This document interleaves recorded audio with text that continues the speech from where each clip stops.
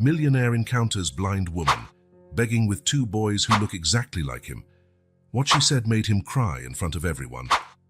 The afternoon sun glinted off the luxury storefronts of Fifth Avenue, creating an almost blinding glare. William Carter, a 45-year-old millionaire, strode briskly through the throng, checking his gold watch for the third time in 5 minutes. His impeccable Savile Row suit and haughty demeanor contrasted sharply with the more casual attire of the passers-by. Another crucial meeting awaited him. Numbers, charts, and business strategies occupied his mind, as always. For the past 7 years, work had become his sole focus, his obsession. It was easier that way, immersing himself in business rather than facing the void that Emily had left in his life. Then, his steps faltered. Across the street, an unusual scene caught his attention. A blind woman, approximately 40 years old, was begging for change. Her face, etched with old scars, held a quiet dignity. But that wasn't what made William's heart skip a beat. It was the two boys beside her. The twins, seemingly exactly 7 years old, were like a portal to his past. William felt the air escape his lungs. Curly auburn hair, framed eyes of a peculiar shade of green, exactly like his own. The crescent-shaped birthmark on their right cheeks, present on both, was identical to his. William's legs weakened. He steadied himself against a nearby lamppost, unable to look away. One of the boys frowned in concentration, rearranging the small drawings they were selling. It was the same gesture he saw daily in his own reflection. "Impossible," he muttered to himself, his throat suddenly dry. Without realizing it, his feet carried him closer. The boys smiled politely at passers-by, offering their drawings with a courtesy that didn't match their apparent situation. When one of them smiled more broadly, William saw his own crooked smile reflected back at him, the same dimple on his chin that his mother had so adored. "Spare some change to help, sir." The blind woman's voice struck him like lightning. There was something familiar in that timbre, in that gentle way of speaking. Long-buried memories began to surface. William swallowed hard, trying to find his voice. What are the boys' names?" he asked, his voice trembling. The woman turned her face towards him, even though she couldn't see him. There was a subtle tension in her shoulders now. "Ethan and Evan," she replied. "They're good boys, very talented." At that moment, as if to confirm her words, Evan began to hum a complex melody softly. The perfect pitch was the same that William possessed in his childhood. Ethan, in turn, tapped a precise rhythm on the small wooden box in front of him, demonstrating the same musical gift that was a Carter family trademark. William felt the world spin. 7 years. Exactly 7 years had passed since Emily had vanished from his life without a trace. 7 years of unanswered questions, of an emptiness that no professional success had been able to fill. With trembling hands, he pulled his wallet from his pocket. Large bills fell into the boy's box. As he bent down to retrieve a bill that had flown away, his eyes caught a detail that made his heart stop, a small locket around the blind woman's neck. The same one he had given to Emily years ago, a unique family heirloom. "That locket," he began, but his voice failed. The woman instinctively touched the jewelry, her face paling slightly. "It was a gift from a very dear friend," she replied in a controlled voice, but William noticed the slight tremor in her words. The boys watched the scene with curiosity.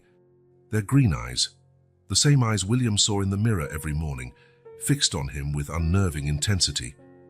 Ethan scratched the back of his neck, a gesture so familiar that William had to hold his breath. Evan bit his lower lip, exactly as he did when he was nervous. Do you have a place to stay?" he asked, trying to maintain his composure. "We have a small room," the woman replied with dignity. "We don't need charity, sir. Just buying the boys' drawings helps us a lot." William observed the scattered drawings, landscapes and portraits surprisingly well executed for such young children. He himself had the same gift for drawing as a child, before his father forced him to abandon art in favor of business. Can I buy them all?" he offered. His voice choked with emotion. The boys looked at each other with the same expression he saw in his childhood photos, the same raised eyebrows, the same gleam of expectation in their eyes. "There are 50 drawings, sir," the woman informed him, a note of caution in her voice. "Are you sure?" William could no longer speak. He simply nodded, completely forgetting that she couldn't see him. He took all the money he had in his wallet, far more than the asking price. "Keep the change," he murmured, gathering the drawings with trembling hands. As he walked away, he heard one of the boys sneeze in the same peculiar way he did, a rare allergy that his doctor had always said was genetic. He stopped at the corner, turning to observe them one last time. The resemblance was more than coincidence. It was like seeing his own childhood photos come to life, duplicated.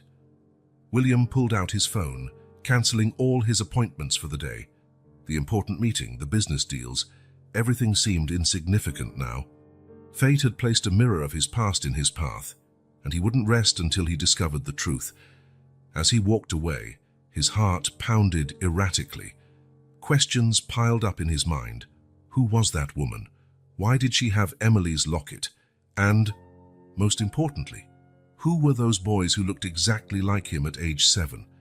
William knew his life had changed forever on that sunny afternoon. The unexpected encounter had opened a door to a past he thought was buried, bringing long-forgotten feelings to the surface. The search for answers was just beginning, and he was determined to unravel every mystery, no matter the cost. William entered his luxurious office, tossing his jacket onto the leather armchair. His mind still reeled from the encounter on the street. The twins' green eyes, identical to his own, seemed to haunt him. He poured himself a whiskey, his hands still shaking. The phone rang, making him jump. It was John, the private investigator he'd hired years ago to find Emily. "Mr. Carter, I have news," the gravelly voice said from the other end of the line. "Important news. I'm on my way." 30 minutes later, John entered the office, a thick file tucked under his arm. His normally impassive face wore a shadow of concern. "What did you find?" William asked anxiously. John hesitated for a moment. "Say, sir, I suggest you sit down." William complied, a knot forming in his stomach. John opened the file, spreading newspaper clippings across the mahogany desk.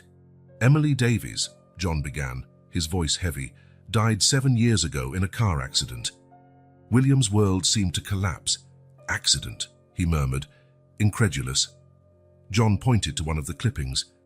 The headline screamed, "Tragic accident on Highway 17 leaves 1 dead, 2 seriously injured." It was a rainy night, John continued. Emily's car lost control on a curve, head-on collision with a truck. William picked up the clipping with trembling hands, his eyes scanning the words that shattered his last hopes. "2 injured?" he asked, his voice barely a whisper. John nodded gravely. "Sarah Miller, Emily's best friend, was in the car. She survived, but..." He paused, as if searching for the right words. "Lost her sight permanently due to her injuries." William closed his eyes, the image of the blind woman on the street returning with full force. Sarah.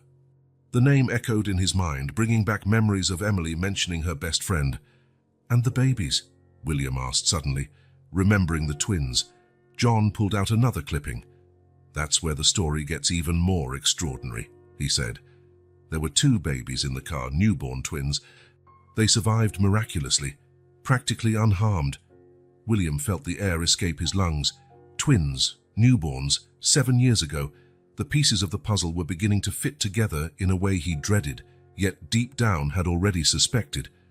How did we not know about this before?" William asked, his voice choked. John sighed. "The accident happened in a remote area. Emily was using her maiden name, and with all the chaos of the accident, details about the babies were minimally reported to protect their privacy." William stood up, walking to the window. The city outside continued its frenetic pace, oblivious to the turmoil in his heart. "She was coming to tell me," he murmured, more to himself than to John. "I'm sorry," John asked. William turned, tears in his eyes. "Emily. She must have discovered she was pregnant after we broke up. She was coming to tell me about the babies." John nodded sympathetically. "There's more, Mr. Carter. I found medical records. The babies, 2 boys, were born premature. They were hospitalized for weeks. Sarah Miller, even while hospitalized and dealing with the loss of her sight, took custody of them.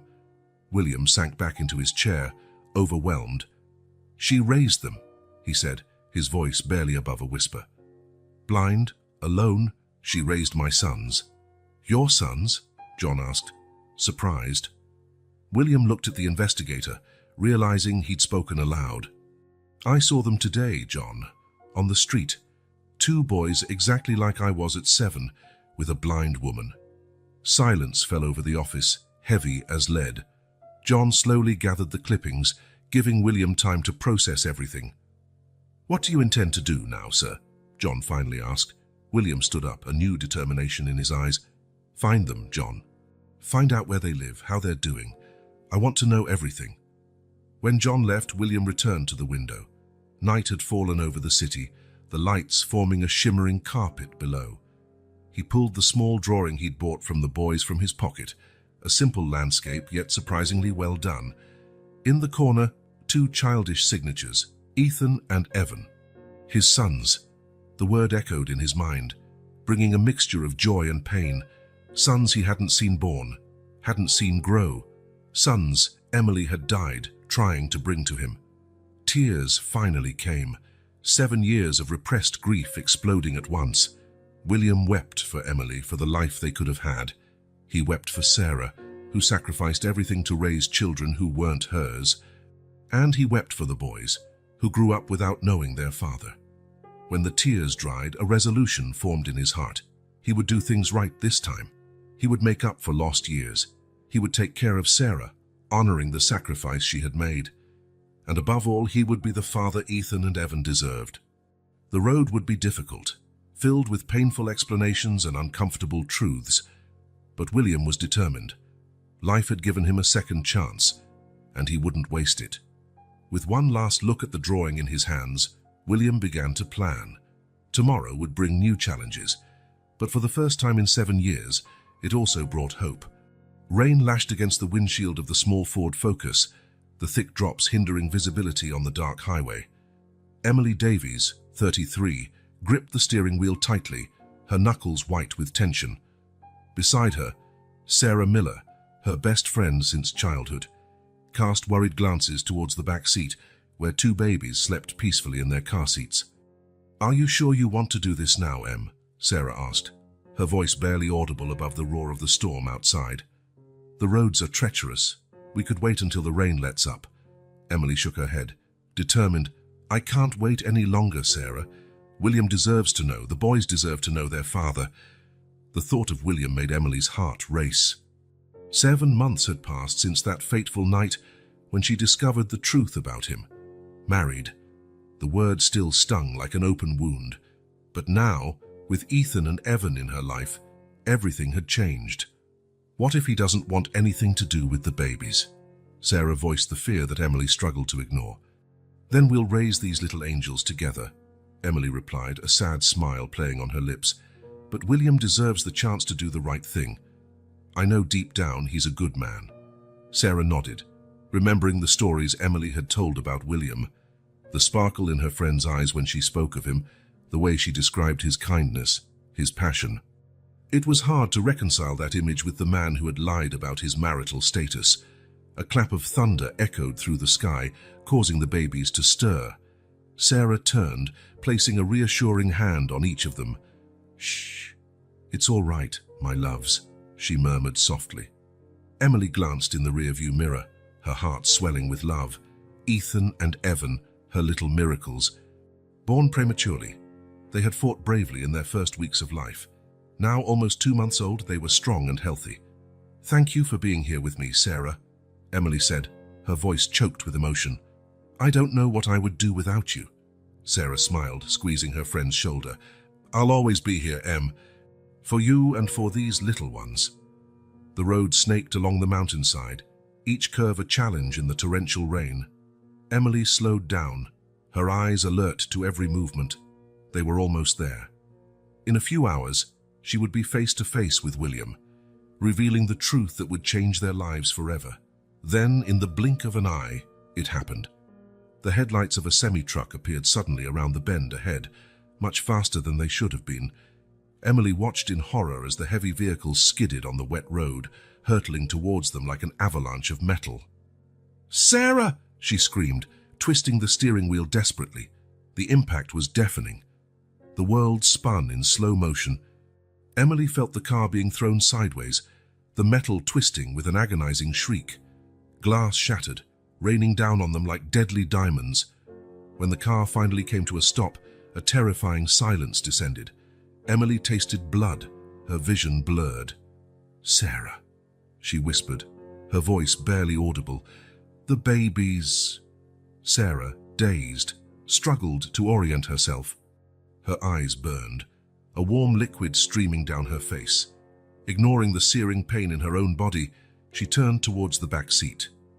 "The babies are all right," she exclaimed, the relief in her voice palpable. The car seats had done their job, protecting the twins from the worst of the impact. Ethan and Evan were crying, frightened but seemingly unharmed.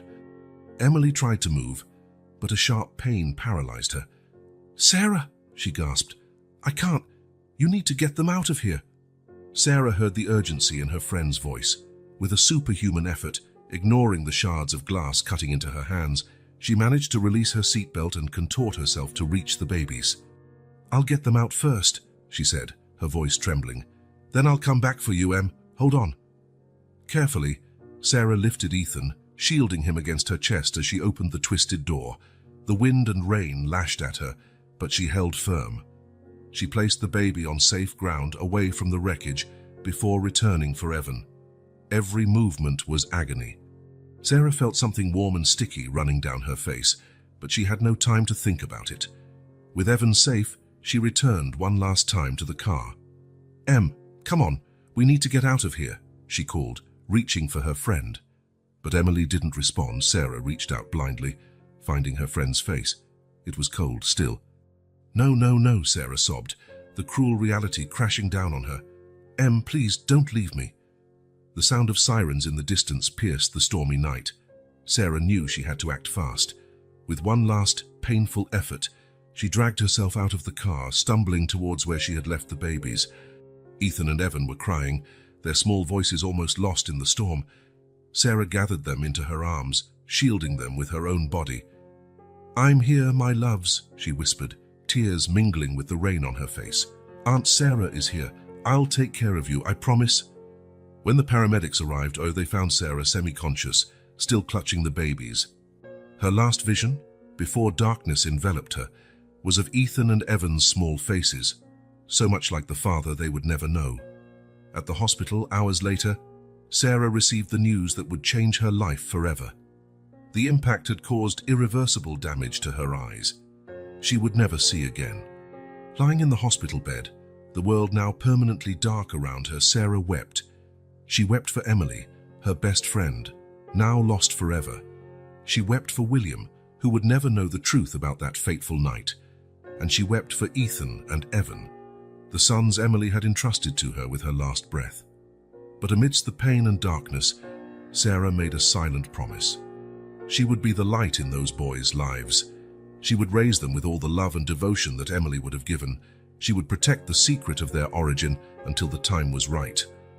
The road ahead would be difficult, filled with challenges Sarah could barely imagine, but she would face each one, for Emily, for Ethan and Evan, and for the promise of a family that, even born from tragedy, would be built on unconditional love.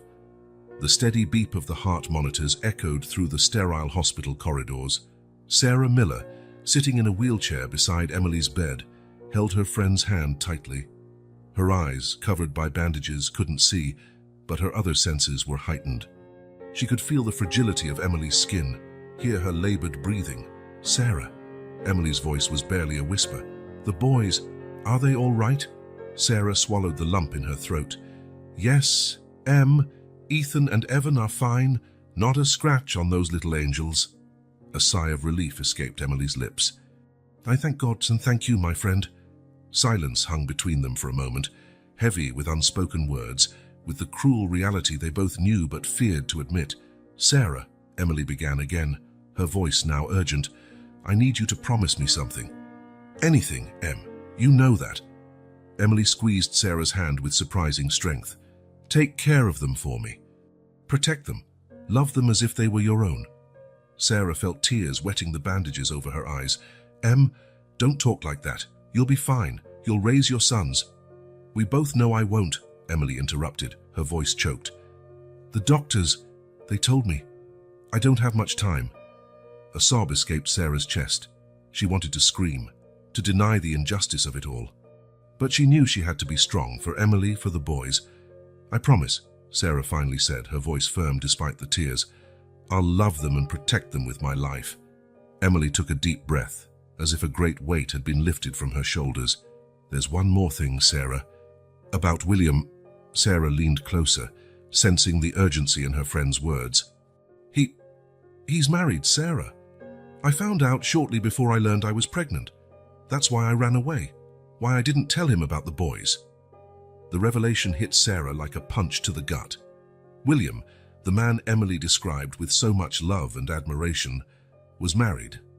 Anger bubbled in her chest, mixed with pain for her betrayed friend. That scoundrel, Sarah muttered through gritted teeth. No, Sarah, Emily interrupted softly. He's not a bad man, just complicated. Maybe one day, when the boys are older, you can tell him, but for now. For now, they're just ours, Sarah finished, understanding Emily's unspoken request. Exactly, Emily whispered, her voice growing weaker. Promise me, Sarah. Promise you'll keep them safe, away from all this mess, until the time is right. Sarah nodded, momentarily forgetting that Emily couldn't see her. I promise, Em, with all my heart. A final sigh escaped Emily's lips. Thank you, my friend, I love you. Tell the boys, tell them Mommy loves them very much. And then, silence. The beeping of the heart monitor turned into a continuous, cruel tone.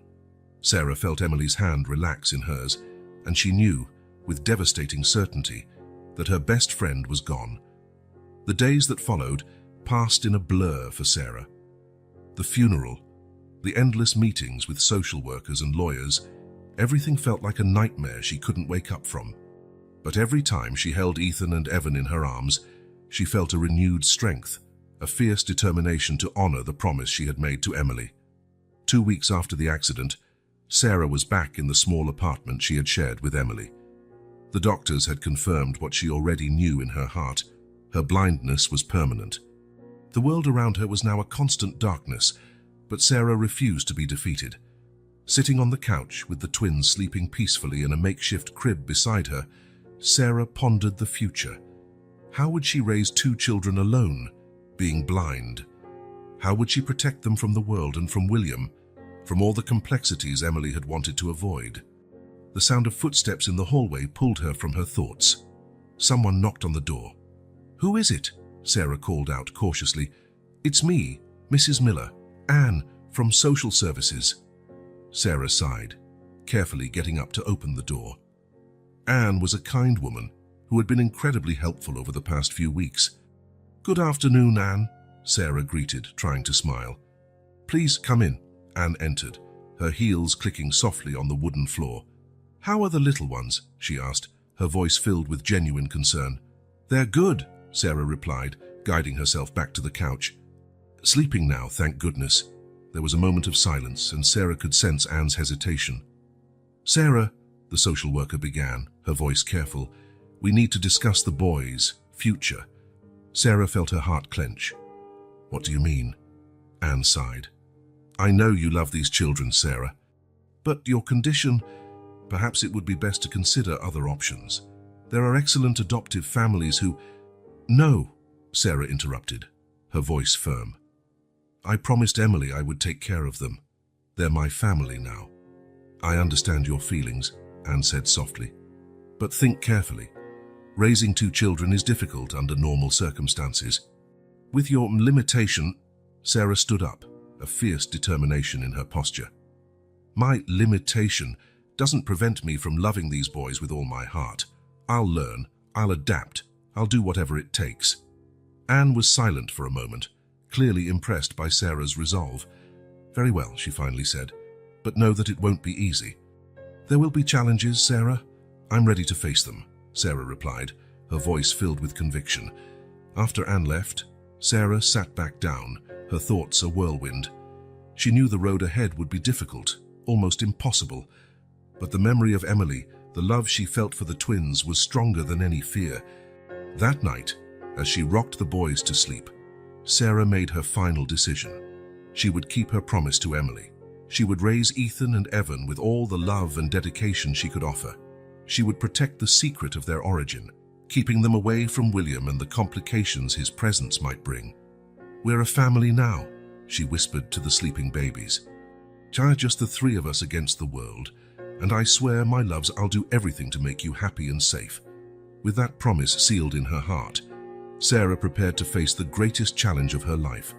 The journey would be long and full of obstacles, but she was determined to honor Emily's memory and the love she felt for those two little miracles who were now her responsibility. The future was uncertain, but one thing was clear. Sarah's love for Ethan and Evan would be her light in the darkness, guiding her through all the challenges to come. The corner bistro was bustling that Sunday afternoon. The aroma of fresh coffee and pastries filled the air, mingling with the murmur of lively conversations. Sarah sat at a table in the corner, her hands nervously gripping her white cane. Ethan and Evan, now 7 years old, were beside her, quietly drawing. William entered the bistro, his eyes scanning the room until he found Sarah and the boys. His heart quickened at seeing the twins so close. They were his mirror image as a child. Taking a deep breath, he approached the table. "Sarah," he called softly. Sarah turned her head towards the voice, her face a mask of forced calmness. "William, you came." "Yes, I thank you for agreeing to meet me," William said, sitting down. He looked at the boys, who were now watching him with curiosity. "Hello, boys." "Hello, sir," they replied in unison, their identical voices causing a pang in William's chest. Sarah cleared her throat.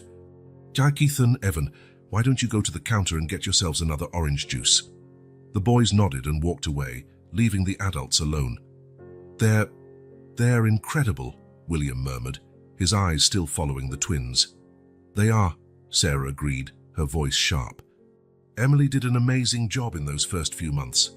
Emily's name hung between them, heavy with meaning and unresolved grief.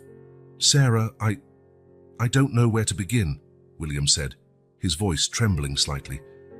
"When I saw them on the street, when I found out about the accident, I didn't even know Emily was pregnant."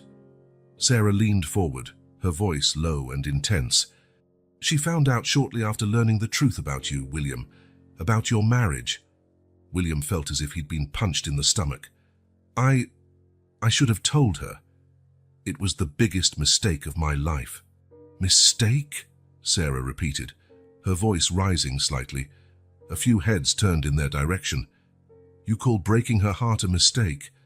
Making her run away, pregnant and scared?" William lowered his head, shame burning in his chest. "I divorced shortly after she disappeared. I searched for her for years.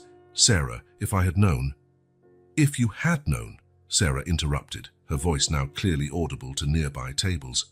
"What would you have done, William? Would you have been the father they deserved? The partner Emily deserved?" The bistro had fallen silent. All eyes on the unfolding scene, Ethan and Evan, back at the table, watched the heated exchange with confusion. "I would have done everything differently," William insisted, tears starting to form in his eyes. "So I would have taken responsibility. I would have—" "Responsibility?" Sarah almost shouted, rising abruptly. Her cane clattered to the floor. "You talk as if they were an obligation. They're your sons, William. Sons you never knew because you were too busy living a lie." The entire bistro was silent now, dozens of eyes fixed on the scene. William also stood up, his face pale. "Sarah, please, let's talk privately. The children—" But Sarah was beyond the point of containment. Years of repressed pain, of unresolved grief, were exploding now. "The children. Now you care about them. Where was this concern when Emily was driving in the rain, desperate to tell you the truth?" William took a step back, as if physically struck. "What?" Sarah stepped forward, her finger pointing accusingly at William's chest. "She died trying to get to you, William. She died trying to give you the chance to meet your sons. The words hit William like a thunderbolt. He stumbled, supporting himself on a nearby chair. "No, it can't be." "Yes, it can," Sarah continued, tears now streaming freely down her face. "She wanted you to know. She wanted you to be a family. And now all they have is a blind aunt and memories of a mother they barely knew." William collapsed into the chair, sobs racking his body. The guilt he had carried for years now crushed him with full force. "I didn't know," he murmured between tears. "My God, I didn't know." The bistro was completely silent, the atmosphere heavy with the raw emotion of the scene. Ethan and Evan, frightened by the outburst, clung to each other, looking from Sarah to the unknown man who was crying. Sarah, suddenly aware of the spectacle they had created, took a deep breath, trying to compose herself. She bent down, groping the floor until she found her cane. "Boys," she called softly, "let's go home." Ethan took Sarah's hand, while Evan hesitated, looking at William with a mixture of confusion and concern. "Aunt Sarah," Evan whispered, "who is that man? Why is he crying?" The innocent question seemed to break something inside William. He lifted his tear-stained face, looking at the sons he barely knew. I'm, he began, but the words failed him. Sarah sighed deeply. "Come on, boys, I'll explain everything at home." As Sarah guided the twins out of the bistro, William remained seated, devastated. The other patrons began to disperse, casting glances of pity and curiosity. William sat there, alone with his regret, reliving every moment, every decision that had led him to this point. The image of Emily driving in the rain, desperate to reach him, tormented his mind. In that moment, in a crowded bistro on a Sunday afternoon, William Carter faced the truth of his actions and their consequences, and for the first time in years, he allowed himself to feel all the pain, all the regret, and all the guilt he had suppressed for so long. The road to redemption would be long and difficult, but there, in that moment of brutal confrontation, the first step was taken. In the days following the confrontation at the bistro, a heavy silence hung over Sarah and William's lives. The twins, Ethan and Evan, sensed the tension in the air, but didn't fully understand what had happened.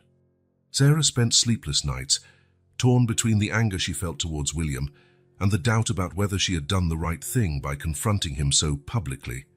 It was on a rainy afternoon, reminiscent of that fateful night 7 years ago, that the doorbell of Sarah's apartment rang. She answered cautiously. "It's me, Sarah."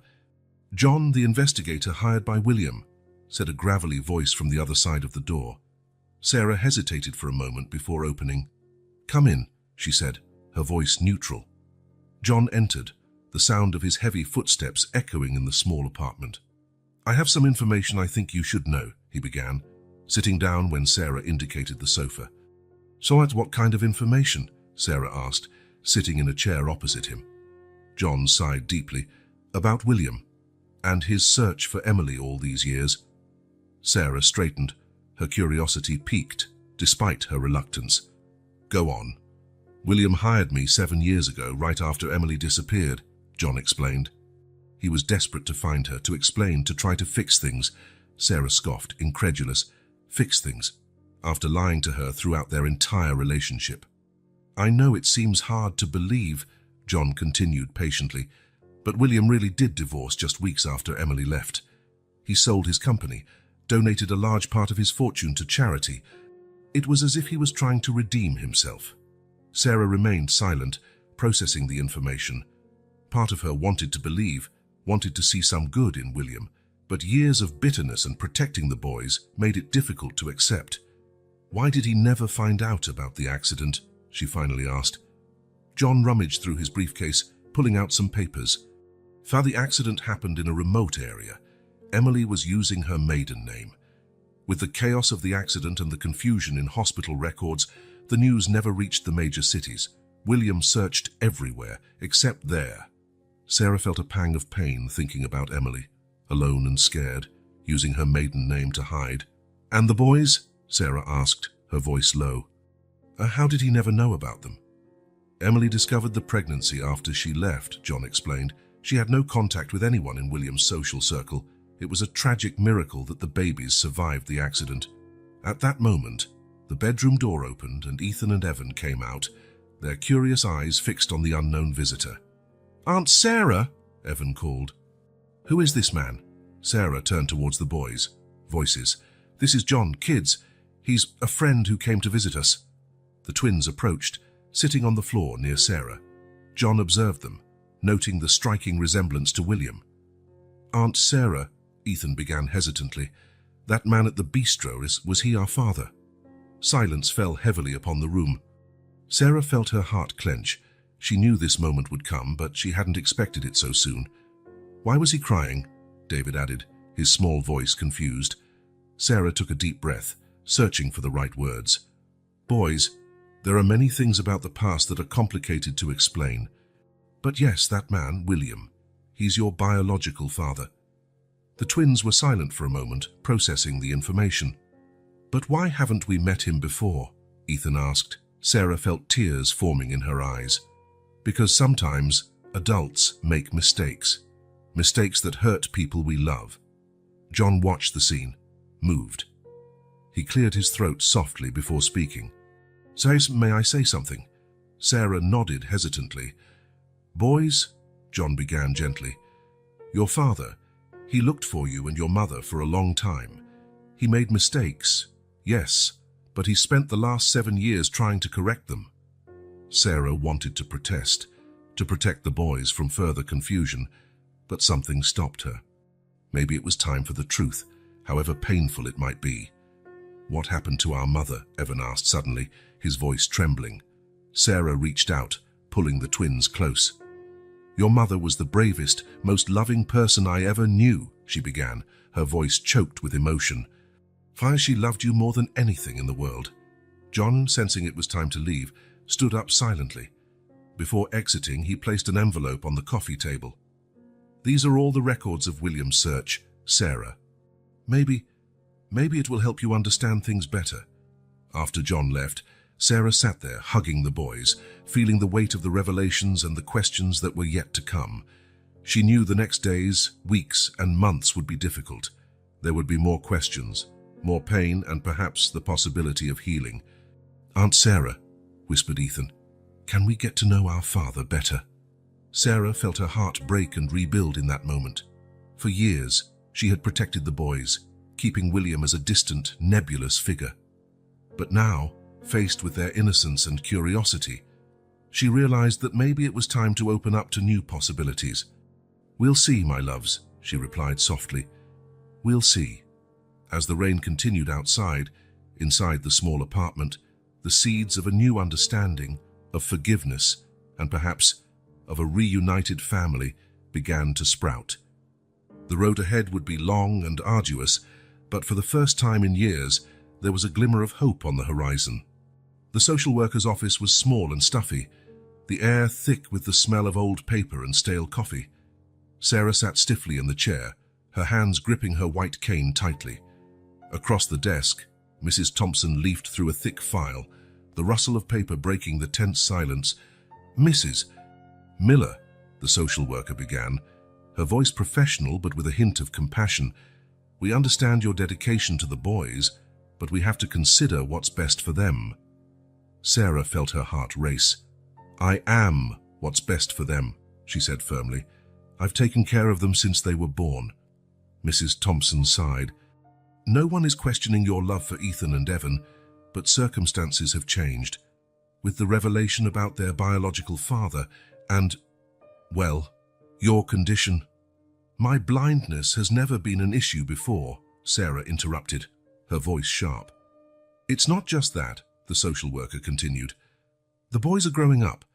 Their needs are changing. And now with this complex emotional situation."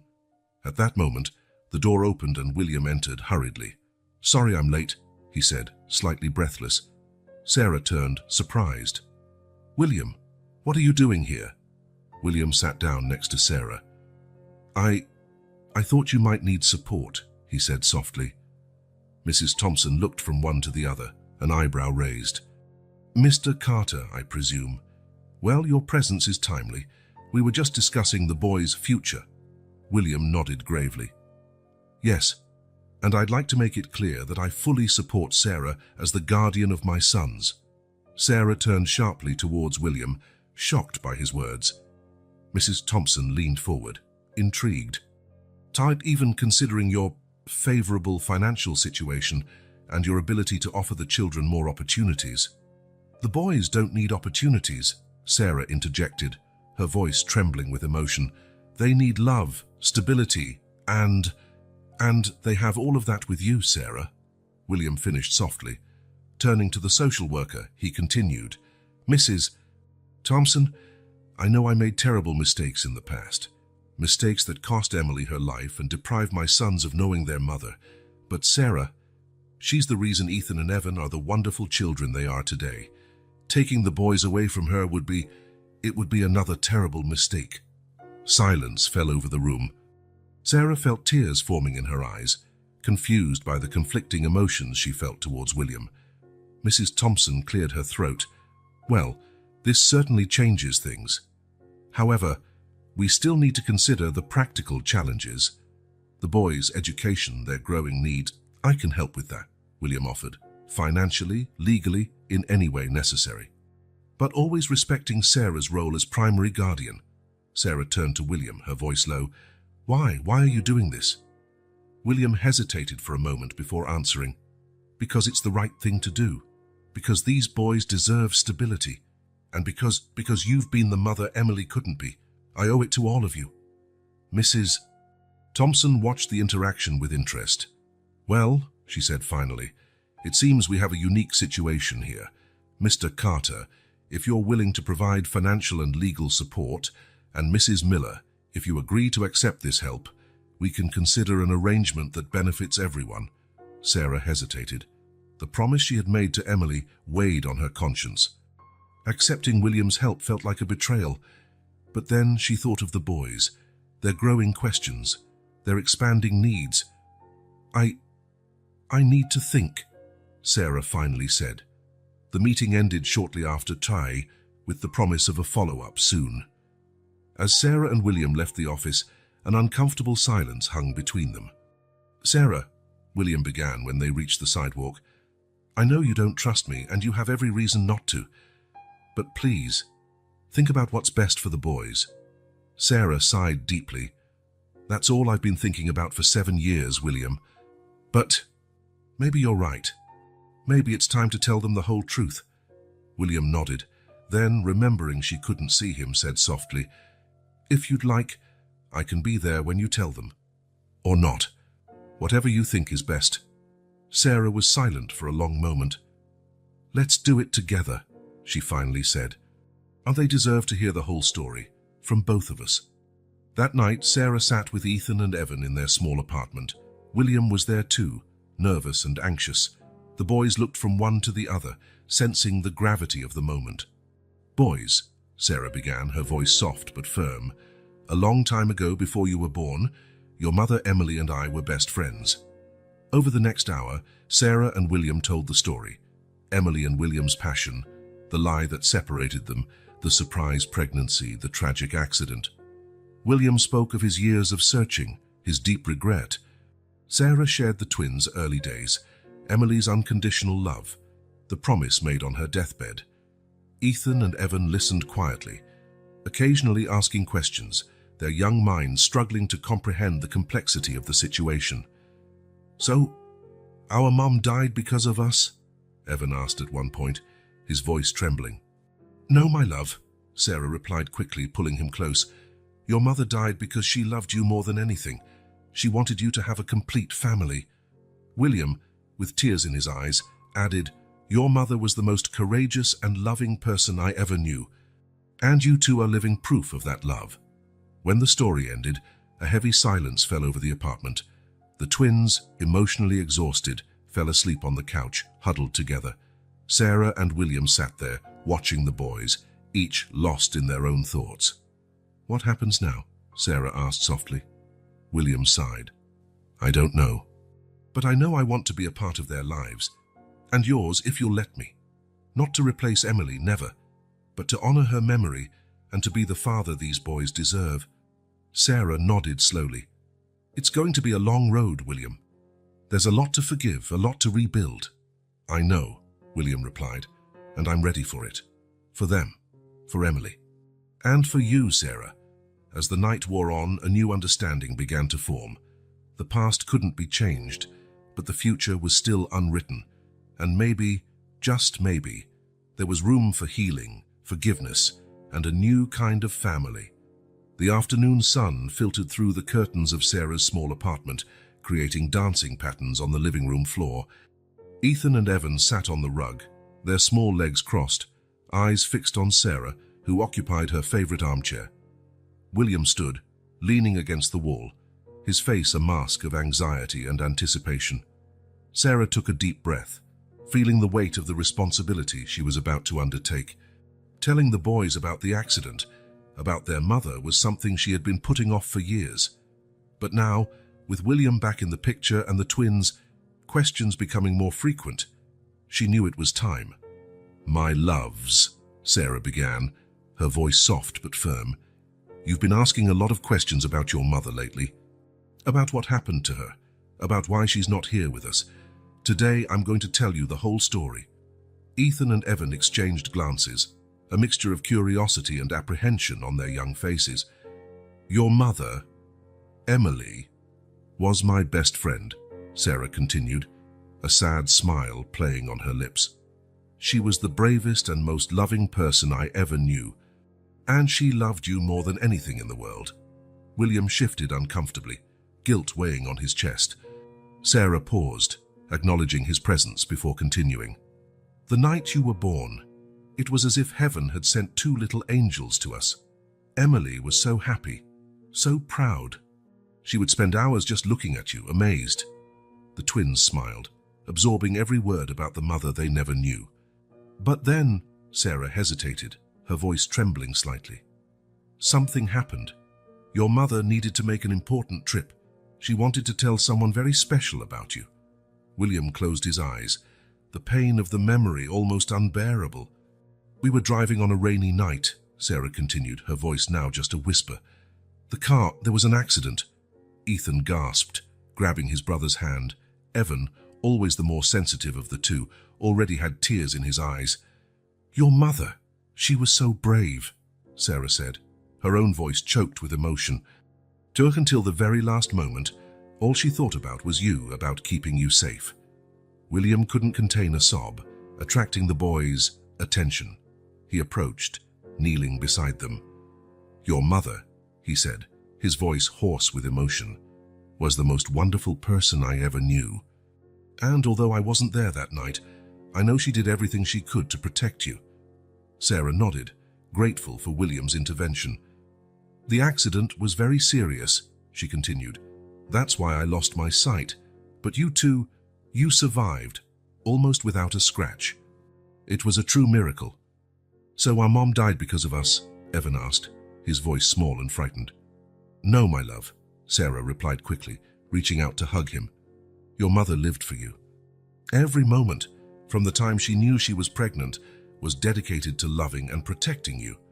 William, feeling the need to contribute, added, "Her last moments were of pure love for you. She wanted you to have a wonderful life, full of love and opportunities." The twins absorbed the information in silence, their young minds struggling to process the magnitude of what they were hearing. It was then that William remembered. He reached into his jacket pocket, pulling out a yellowed envelope. "Sarah," he said softly, "I found this among Emily's belongings that were recovered from the accident. They're letters. For the boys." Sarah turned sharply towards William's voice, surprise evident on her face. "Letters?" William nodded, momentarily forgetting that she couldn't see him. "Yes, one for each of them. I think it's time they read them." Ethan and Evan looked at the envelope with a mixture of fear and longing. Sarah reached out, taking the letters from William. "Do you want me to read them to you?" she asked gently. The boys nodded in unison. With trembling fingers, Sarah opened the first envelope. Emily's handwriting, so familiar even after all these years, made her heart ache. "My dearest Ethan," she began to read, her voice choked with emotion. "If you're reading this, it means I wasn't there to see you grow up. but I want you to know that from the moment I found out about you, my heart was filled with a love I never imagined possible. You, my little warrior, were born with a strength that amazed me from day one. I remember how you held my finger with such determination, as if promising me that you would be strong no matter what. Carry that strength with you, my love. Use it to protect those you love, to fight for what is right, and to face the challenges life throws your way. Know that wherever I am, I'm watching over you, proud of the incredible man I know you will become. With all my love, forever, Mommy. Tears flowed freely down everyone's faces. Ethan sobbed silently, clinging to his brother. Sarah took a deep breath before opening the second letter. My sweet Evan, she read. My little dreamer, my kind heart. From the very first moments, you showed a sensitivity that filled me with wonder. The way your eyes sparkled when you heard music, how you calmed instantly at the sound of my voice. You have a gift, my love, the gift of seeing beauty in the world, of feeling deeply. Never lose that sensitivity. It will be your greatest strength and your guide in difficult times. Always remember to look at the world with those eyes full of love and curiosity, and know that no matter where I am, I'm sending all my love to you every day. You are a miracle, Evan. Never forget that. With eternal love, Mommy. The silence that followed was broken only by the twins' soft sobs. William moved closer, wrapping the boys in a tight hug. Sarah joined them, forming a circle of shared love and grief. Your mother, William said softly, was the most amazing person I ever knew. And you two are living proof of her love. Sarah nodded, stroking the boy's hair. She would be so proud of you. So proud. In that moment, enveloped in Emily's love that transcended time and distance, a new understanding was born. The past, with all its pain and complexity, had been revealed. But with that revelation also came the possibility of healing, of a new beginning. Ethan and Evan, now knowing the truth about their origins, about their mother's love and sacrifice, had a solid foundation upon which to build their future. And Sarah and William, united by their love for the children and the memory of Emily, took the first step towards a new kind of family, forged in truth, forgiveness, and the promise of better days. Chapter 9. Investigation. 1,200 words. Robert Laurent's office was immersed in shadows, illuminated only by the dim light of a table lamp. Sitting behind his mahogany desk, Robert studied a stack of documents, his eyes tired but determined. The revelations of recent weeks had left him restless, with a persistent feeling that there was more to the story of Catherine's accident than met the eye. A soft knock on the door interrupted his thoughts. "Come in," he called, straightening in his chair. Jacques Saw, the private investigator Robert had hired years ago to find Catherine, entered the office. His normally impassive face showed signs of concern. "Mr. Laurent," Jacques began, sitting in the chair opposite the desk, "I have some information you need to see." Robert leaned forward, his attention fully captured. "What did you find, Jacques?" The investigator opened his briefcase, spreading several photos and documents on the table. "First, I started reviewing the accident case file, as you requested. At first glance, it seemed like a tragic accident caused by the rain and poor road conditions, but the more I dug, the more strange things I found." Robert picked up one of the reports, his eyes quickly scanning the lines. "What kind of strange things?" Jacques pointed to a series of photographs. "These are pictures of the accident scene. Notice the skid marks. They don't match the official report. It looks like the truck was moving at a much higher speed than stated." Robert felt a knot forming in his stomach. "Go on," he said, his voice tense. "Then I started looking for witnesses. Most didn't remember much, given the time that has passed. But a gas station a few miles from the accident site still had old security cameras working." Jacques picked up an envelope, pulling out a series of grainy black and white images. Robert examined them, his eyes widening as he understood what he was seeing. The images showed Catherine's car passing by the gas station, and right behind, at a consistent distance, was the truck. "He was following her," Robert murmured, the realization hitting him like a punch to the gut. Jacques nodded gravely. "It seems so. And there's more. I managed to track down the truck driver. He disappeared shortly after the accident, moved to another country, apparently." Robert stood up abruptly, walking to the window. His mind raced with the implications of what he was hearing. "Are you telling me that Catherine's accident wasn't an accident?" "I can't say for sure yet," Jacques replied cautiously. "But there's enough evidence to suggest that something else was going on that night." Robert turned, his eyes flashing with a mixture of anger and determination. "I want you to follow this lead, Jacques. No matter the cost, no matter how long it takes, I need to know the truth." Jacques hesitated for a moment. "Mr. Laurent, I must warn you, if this is really what it seems, we're dealing with something much bigger and potentially dangerous. Are you sure you want to proceed?" Robert walked back to the desk, his posture firm. "Catherine died that night. My children grew up without their mother. Marie lost her sight. If someone was responsible for this, I need to know. They deserve justice." The investigator nodded, gathering the documents. "I understand. I'll continue investigating. But I suggest discretion. If someone orchestrated this, they may not like us digging into the past." After Jacques left, Robert sank into his chair, the weight of the revelations bearing down on him. His hands trembled slightly as he picked up a photo of Catherine from his drawer. Her radiant smile, frozen in time, seemed to accuse him. "Forgive me, Cat," he murmured, tracing the outline of her face with his finger. "I should have been there. I should have protected you." At that moment, Robert made a decision. No matter what he discovered, no matter the risks, he would see this through. For Catherine, for the twins, for Marie, and perhaps somehow to atone for his own guilt. Picking up the phone, he dialed a familiar number. After a few rings, a sleepy voice answered. "Marie, I'm sorry to call so late. Can we meet tomorrow? There's something important I need to discuss with you." The next day, in a discreet cafe downtown, Robert and Marie met. He carefully explained Jacques' findings, watching the expressions of shock and pain that crossed Marie's face. "But why?" Marie asked, her voice trembling. "Who would do something like that to Catherine?" Robert shook his head, frustrated. "We don't know yet, but I promise you, Marie, I'll find out." And no matter what happens, Marie was silent for a long moment, processing the information. Finally, she reached out, finding Robert's hand across the table. "What will we do now?" The question caught Robert by surprise. The implied "we." The idea that Marie was willing to face this alongside him touched him deeply. "We'll continue investigating," he replied, gently squeezing her hand, "but carefully. The boys can't know about this yet. They've been through so much." Marie nodded. "I agree. They're finally starting to process everything about Catherine. This would be too much." As they discussed the next steps, a new dynamic began to form between Robert and Marie. United by the memory of Catherine and their love for the twins, they now had a new shared purpose: to uncover the truth and ensure justice. As they parted ways, Robert hesitated for a moment.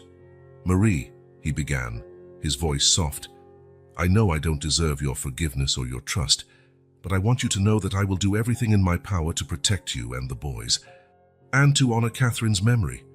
Marie was silent for a moment, then nodded slowly. "I know, Robert. And thank you for not giving up, for wanting to find out the truth."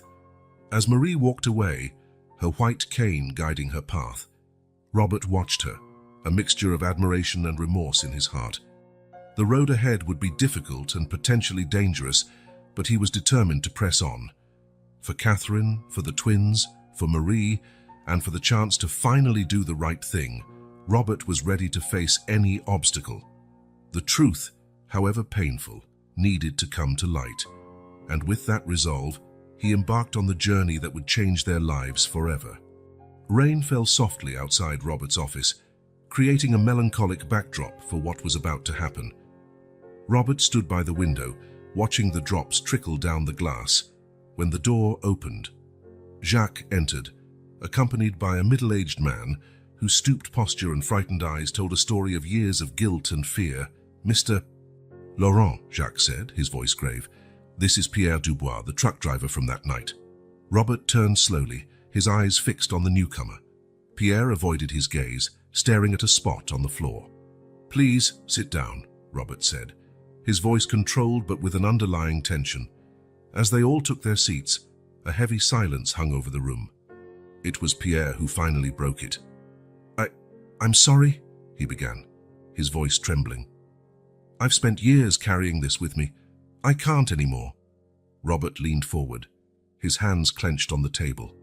What happened that night, Mr. Dubois? Pierre took a deep breath, summoning his courage. The brakes, and they were tampered with. I knew something was wrong, but they paid me to follow that specific car. They said it was just to scare her, not to... His voice trailed off, tears starting to well up in his eyes. Who? Robert asked, his voice now a strained whisper. Who paid you? Pierre looked at Robert, the weight of guilt evident in every line of his face. It was your ex-wife, Mr. Laurent. She hired me, said she wanted to scare a woman who was destroying her marriage. Robert's world seemed to spin. His ex-wife, Elise, the woman with whom he had shared years of his life, the reason Catherine had run away. He felt a wave of nausea wash over him. Go on, he managed to say, and his voice hoarse. Pierre nodded sadly. I was just supposed to follow her, make her feel scared. But the brakes, they failed completely. It wasn't supposed to be like this. I tried to stop. I swear I tried. Robert stood up abruptly, walking to the window again. His mind reeled with the implications. Elise had orchestrated all of this, had indirectly caused Catherine's death, Marie's blindness, his children's motherless childhood. Mr. Laurent, Jacques interjected softly. There's more. Elise contacted us yesterday. She wants to talk to you. Robert turned, surprised. She knows we're investigating. Jacques nodded. Apparently, she's been carrying this guilt for years. When she learned we were investigating the accident, she decided it was time to clear her conscience. The office fell silent for several minutes, each man lost in his own thoughts. Finally, Robert spoke. Bring her here. Now. An hour later, Elise entered the office. The years hadn't been kind to her. Her face showed deep lines of worry and regret. Her once vibrant eyes now seemed dull and tired. Robert, she began, her voice barely a whisper. Why? Robert asked simply, his voice laden with contained emotion. Elise sank into a chair, seeming to age years in seconds. I was angry, hurt. When I found out about Catherine, about her pregnancy, I wanted her to be scared, to give you up. I never imagined... Her voice trailed off, tears streaming down her face. Did you know there were children in the car? Robert asked, his voice shaking with anger. Elise shook her head vigorously. No, I swear, Robert. I didn't know about the twins, didn't know she was with anyone. It was just supposed to be a scare, nothing more. Robert closed his eyes, fighting the storm of emotions that threatened to engulf him. A woman died, Elise. Another was blinded. 2 children grew up without a mother, all because of your petty revenge. I know, Elise sobbed. I've spent every day of the last 7 years living with this guilt. When I learned you were investigating, I realized it was time for the truth to come out. I'm ready to face the consequences. Silence fell over the room again. Robert struggled internally. Years of love turned to hate, then to a complex mixture of pity and contempt. What do you want me to do? He finally asked. Elise looked at him, her eyes pleading for something, forgiveness, punishment, anything. I want to do what's right, for Catherine, for Marie, for your children. I'm willing to confess everything to the authorities. Robert nodded slowly.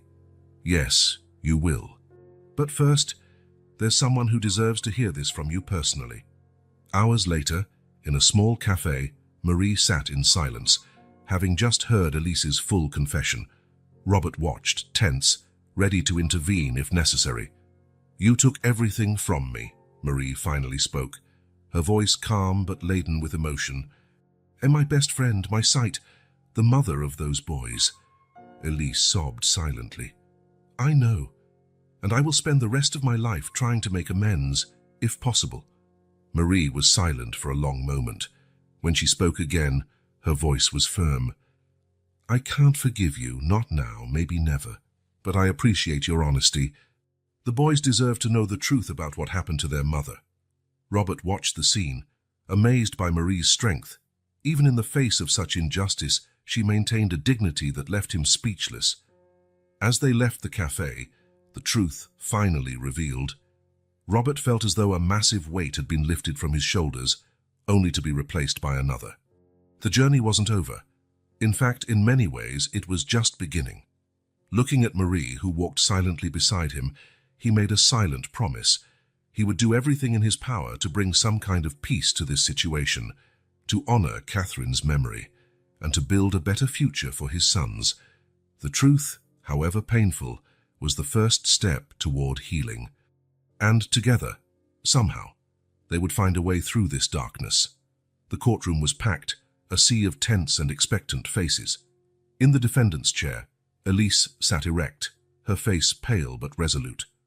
Robert and Marie occupied the front row, side by side, an unlikely unity forged by tragedy and the pursuit of truth.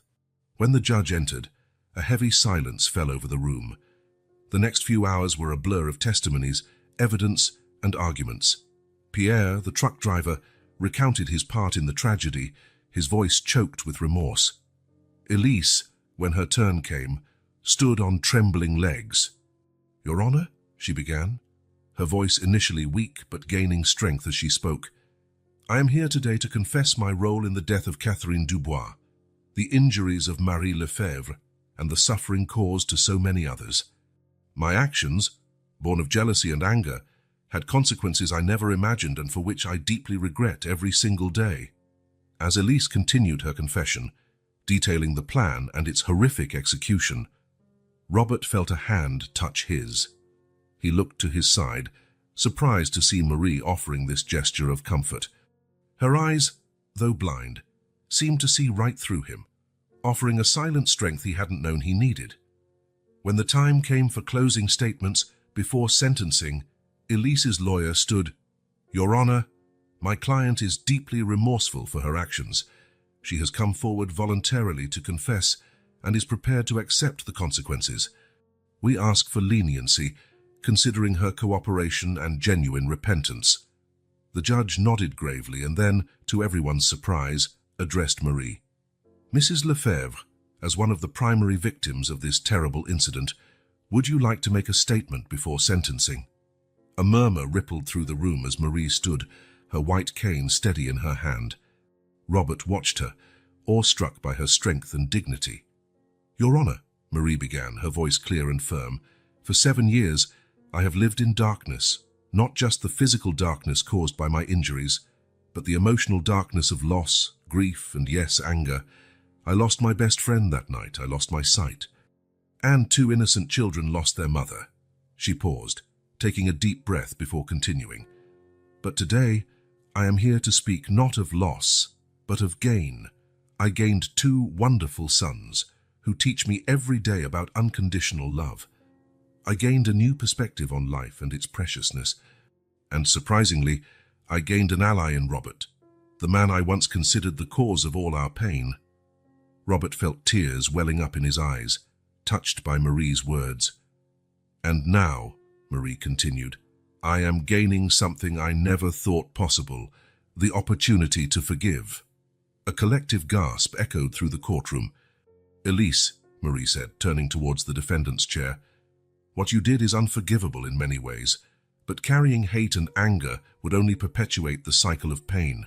So today, I choose to forgive, not to absolve you of your actions, but to free myself and all of us from the burden of this resentment." Elise sobbed openly, her body shaking with the force of her emotions. "Your Honor," Marie concluded, "I ask that you consider not only punishment, but also the possibility of redemption. For it is only through redemption that we can truly heal and rebuild." When Marie sat down, Robert took her hand, squeezing it gently in a silent gesture of admiration and gratitude. The judge, visibly moved, took a few moments to compose himself before delivering the sentence. Elise was sentenced to 5 years in prison, followed by extensive community service and mandatory therapy. After the verdict, as the courtroom emptied, Elise hesitantly approached Robert and Marie. I don't know what to say," she began, her voice trembling. "Marie, your compassion, I don't deserve it." Marie reached out, finding Elise's arm. "None of us deserve forgiveness, Elise. It's a gift we choose to give. Use it well. Robert watched the scene, a complex mix of emotions swirling within him. Seeing Marie's example, he stepped forward. "Elise," he said softly, "what you did changed our lives forever. But Marie is right. Carrying this hate would only destroy us further. Because I also choose to forgive." Elise looked at Robert, her eyes wide with surprise and gratitude. "Thank you," she whispered. "I will do my best to redeem myself, to honor Catherine's memory, and to help in any way I can." In the weeks that followed, a subtle transformation began to occur. Robert, inspired by Marie's compassion, immersed himself in philanthropic projects. He established a foundation in Catherine's name, dedicated to helping families affected by traffic accidents and supporting research on road safety. Marie, in turn, became the voice of the foundation, sharing her story and inspiring others with her message of forgiveness and resilience. The twins, now aware of the whole truth, found comfort in the memory of their mother and the love of their unconventional family. One day, while Robert and Marie were discussing plans for the foundation in his office, Elise called from prison. I've been thinking," she said hesitantly. "When I get out, I'd like to help with the foundation. I know I can't undo what I did, but maybe I can use my experience to prevent others from making the same mistakes." Robert looked at Marie, seeking her opinion. Marie smiled softly and nodded. "I think that would be a great idea, Elise," Robert replied. "Your story could be powerful in preventing similar tragedies." As the months passed, the makeshift family began to heal old wounds. Robert spent more time with the twins, slowly building a paternal relationship. Marie, always the heart of the family, continued to be the force that held them together. On a sunny afternoon, while they were all gathered in the park for a picnic, Ethan approached Robert. "Dad," he said, the word still new on his lips, "do you think Mom would be happy to see us like this?" Robert pulled his son close, looking at Marie playing with Evan not far away. "I'm sure she would, son. Your mother always wanted us to be a family. And now, in a way none of us could have predicted, we are." Marie, sensing the conversation, approached with Evan. "What are you two whispering about?" she asked with a smile. "About family," Robert replied, reaching out to include her in the hug. "About how sometimes families are formed in the most unexpected places." As the sun began to set, casting a golden glow over the group, Robert reflected on the journey that had brought them here. The pain, the loss, the anger, it was all still present. But now there was also hope, forgiveness, and the promise of a new beginning. And there, in that perfect moment, Robert felt Catherine's presence, smiling down at the family she had always dreamed of, finally united in love and understanding. The rising sun painted the Paris sky with shades of pink and gold, a harbinger of the significant day that lay ahead. In the heart of the city, a newly renovated building awaited its moment of glory. The elegant facade boasted a gleaming sign, the Catherine Dubois Foundation for a Safer Future. Robert nervously adjusted his tie, watching the final preparations for the opening ceremony. His heart was filled with conflicting emotions, pride in what they had achieved, sadness at Catherine's absence, and deep gratitude for the journey that had brought him here. "Is everything ready?" Marie's soft voice pulled him from his thoughts. She was radiant in a light blue dress, her white cane decorated with a ribbon the same color as the foundation. Robert smiled, taking her hand. "Yes, thanks to you. I don't know how I would have done this without your help." Marie squeezed his hand back. "We're a team now, remember? Catherine would be proud." The doors opened and the crowd began to enter. Journalists, dignitaries, families affected by traffic accidents, all were there to witness the birth of something special. Ethan and Evan, now 8 years old, ran to their parents, excited in their identical suits. "Dad, look how many people!" exclaimed Ethan, his eyes shining with excitement.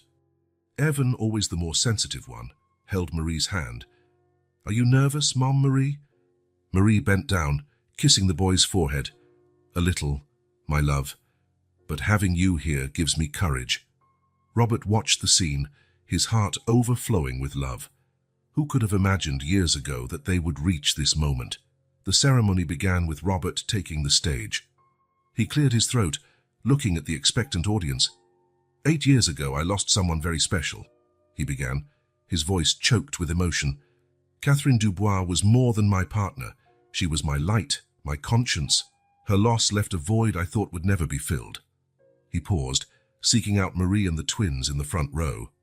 Sir, but fate has mysterious ways of teaching us, of giving us second chances. Today we are here not only to remember Catherine, but to celebrate her legacy of love, forgiveness, and hope. Robert then invited Marie to the stage. She ascended gracefully, her presence immediately captivating everyone.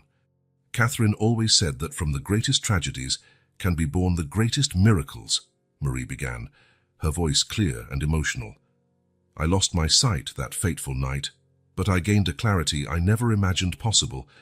I learned that forgiveness is not weakness, but the greatest strength we can possess. She continued, speaking about the importance of second chances, of transforming pain into purpose. When she finished, there wasn't a dry eye in the audience. Robert returned to the microphone, his voice firm with determination.